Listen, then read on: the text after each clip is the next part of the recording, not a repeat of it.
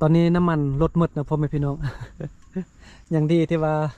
เอาน้ำมันมาใส่นี่นะเดี๋ยวจะเติมน้ำมันรถกันนี่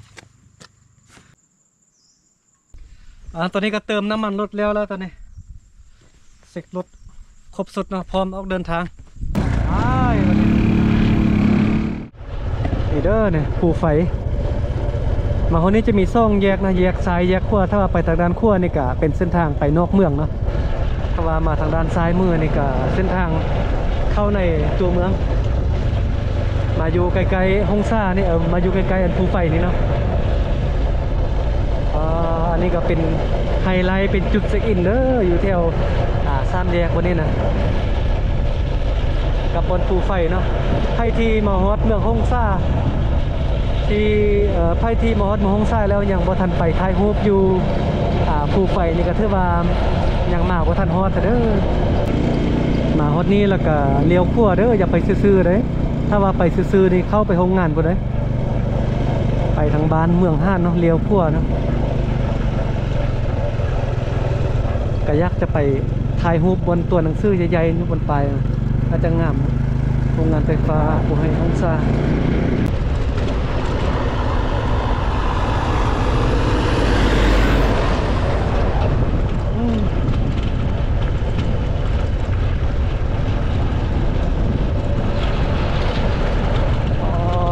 อยู่ไกลๆนี่ใหญ่ขนาดเลยเบิ่งเนาะ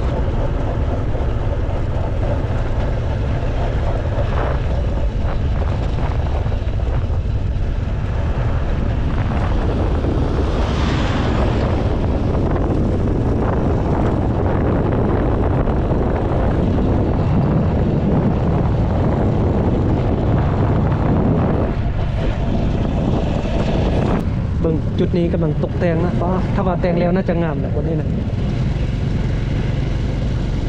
เป็นตู้แล้วก็จะมีเขื่อนน้อยอยู่นี่นะเรือเป็นรีสอร์ทกับอาหารบอกงามเลยรถ12ล้อดำว่าใหญ่แล้วมาเห็นรถคันนี้แห่งใหญ่ตัวนี้น่าจะบรรทุกได้100 ตันเนาะรถบรรทุกใหญ่ๆแบบนี้แหละที่ว่าเห็นนั่นผู้สาวเขาจะขับที่ได้ที่สังกะสีลืมไปบ่เห็นดีนะจริงๆรถคันปักใหญ่ได้นี่ตอนนี้บอลังขี่รถมาฮอดแยกนี่ถ้าว่าไปทางด้านขั้วมือนี่ก็จะแม่นไปเมืองไสสถานเนาะสังว่าเป้าหมายของบอลังก็จะไปเมืองไสสถานประมาณ68 กิโลเนาะแต่ว่าถ้าเลี้ยวขั้วไปทางนี้เนี่ยจะถ้าว่าไปเส้นทางนี้จะเป็นเส้นทางขึ้นดอยตลอดเนาะโอเป็นทางในเมืองถ้าว่าไปทางซื่อนี่จะเข้าไปทางเมืองสยะก่อนไปทางตัวเมืองสยะก่อนแล้วก็จึงโค้งเลี้ยวขั้วกลับเข้าไปไสสถานเนาะแต่ว่าถ้ามาทางนี้เลยในเส้นทางมันจะมอแต่ว่าทางมันจะเป็นทางดินแดงเบาลังคิดว่าอาจจะไปไสยะก็ต้องตัวเมืองไสยะก่อนเพราะว่าจะไปรีวิวตัวเมืองก่อนแล้วจึงเข้าไปถ่ายวิถีชีวิตชาวบ้านอยู่เมืองไสสถานเนาะเดี๋ยวขี่รถไปแล้วก็เที่ยวไปรับชมไปพร้อมกันเลยเนาะ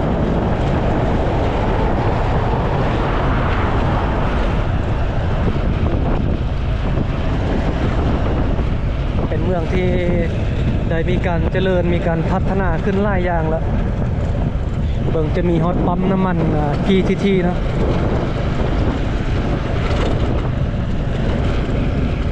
ทางด้านซ้ายมือเนี่ยก็จะมีห้างค่ายรถใหญ่มีห้างอาหารนี่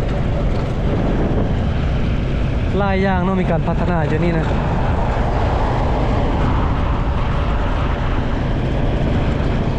สมัยก่อนตอนที่เบาลังมาบริเวณนี้เที่ยวนี้ยังบ่ได้เป็นแบบนี้เนาะยังเป็นป่าอยู่นะสมัยประมาณ10 ปีก่อนนะแต่ว่ามาปัจจุบันนี้ถือว่าเปลี่ยนแปลงไปหลายเลยบ่คือเก่าเลยเนาะ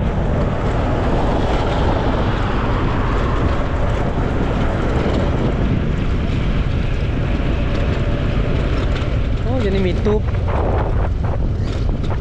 นั่งริมอยู่นี่บรรยากาศดีขนาดเนาะถ้าว่ามาช่วงเข้าเขี้ยวงามนี่วิวน่าจะงามกว่านี้นะแต่ว่าอากาศตอนนี้เริ่มหนาวแล้วเบาลังบูว่าจะสามารถไปฮอดแขวงสยะบุรีได้หรือบ่ตอนนี้ เพราะว่าตอนนี้ก็เป็นเวลาจะฮอด5 โมงแรงแล้วฟ้าก็มืดถ้าว่าฝนมาตกนี่ก็น่าจะไหวอยู่เนาะเพราะว่าฝนตกระหว่างทางนี่จะได้ซอกบอนพักนี่ยากได้เพราะว่าเมื่อค่ำเมื่อคืนเลยอีกอย่างเส้นทางอยู่ที่เมืองฮงซ่าไปเมืองสยบุรีเข้าในแขวงสยบุรีนี่เส้นทางจะน้อยเนาะระยะทางน่าจะประมาณ100 กิโลนี่แหละแต่ว่าทางน้อยแล้วก็เป็นเส้นทางแบบไปดอยจังนั้นนะ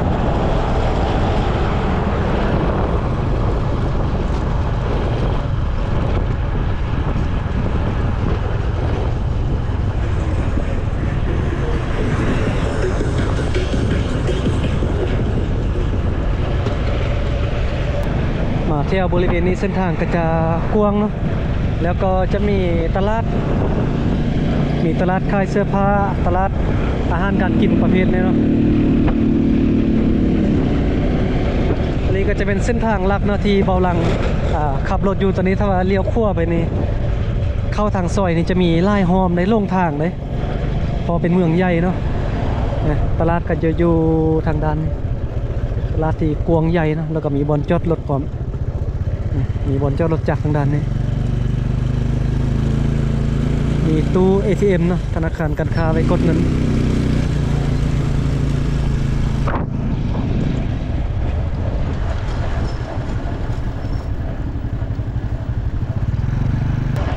จะเติมน้ำมันอยู่นี่กันเนาะ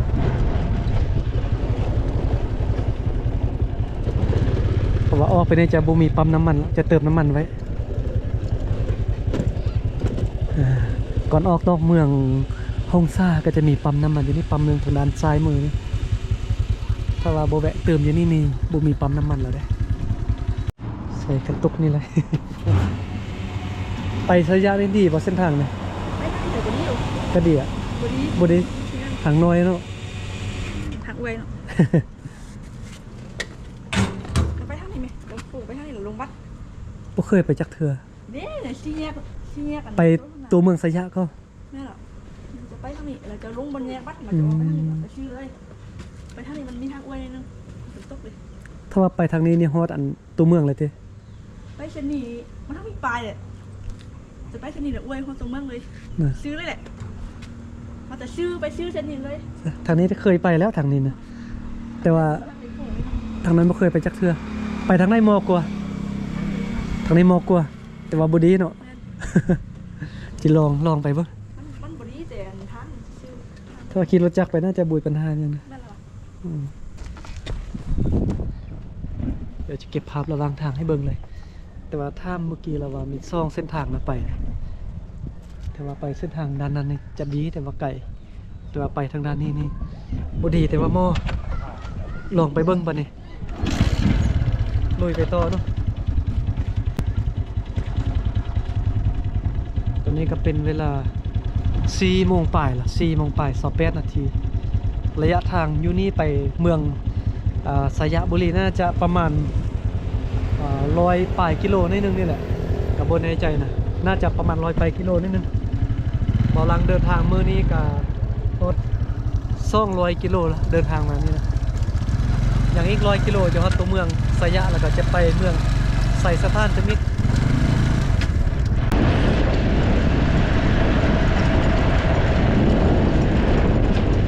ไปสยะมีไก่ปะ2 ชั่วโมงฮอดทางดีปะถ้ามีแบบค่อยมีเป็นคุ้มมีจักเส้นทางไปสินะทางเดียวเนี่ยคุ้มไล่ปะก็ขอบใจละ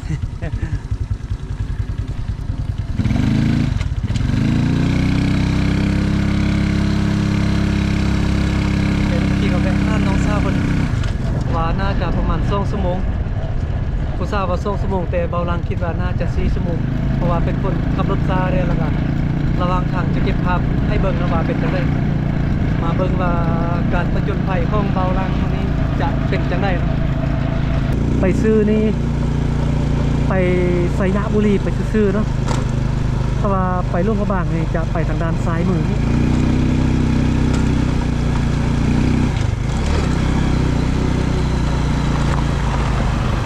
ทางด้านซ้ายมือได้เนาะไปร่วมพระบาง 79กิโล79กิโลจะฮอดละลุยต่อพ่อแม่พี่น้องเบิ่งมีหมู่บ้านหนึงอยู่จอมดอยป้าต้นน้ำหมอกวิวงามขนาดเลยอยู่นี่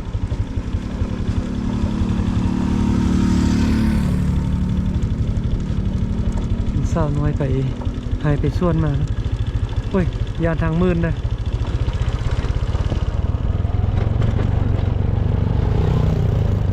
ดูโดนมาบินเก็บภาพมุมสูงสุดยอดได้วันนี้นะ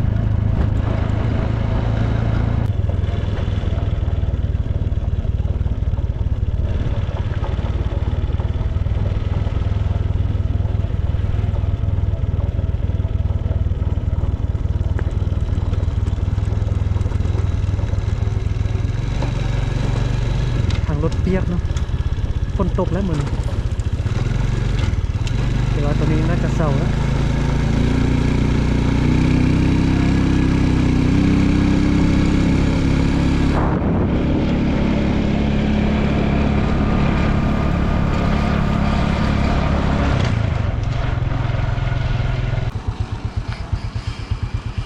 บกล้าไปมอเนาะ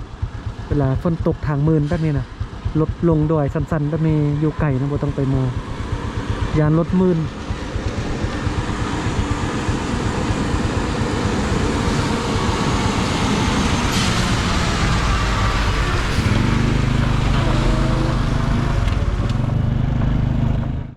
โทษเดี๋ยวนี้เป็นเวลา7 โมงแล้ว7 โมงตอนค่ำแล้วเนาะแต่ว่าเบาลังไปบ่ฮอดไส้เถื่ออยู่จอมดอย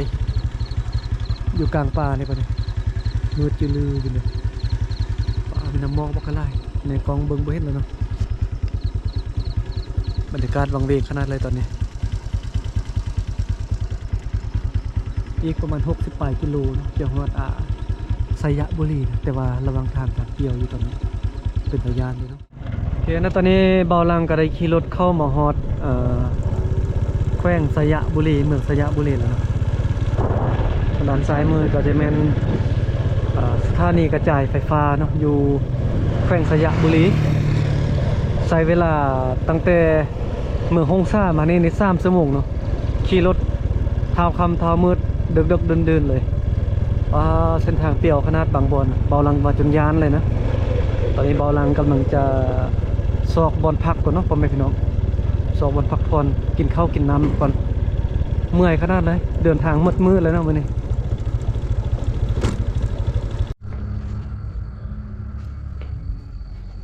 โอเคนะบาทนี้มาสอกบอลพักได้แล้วบาทนี้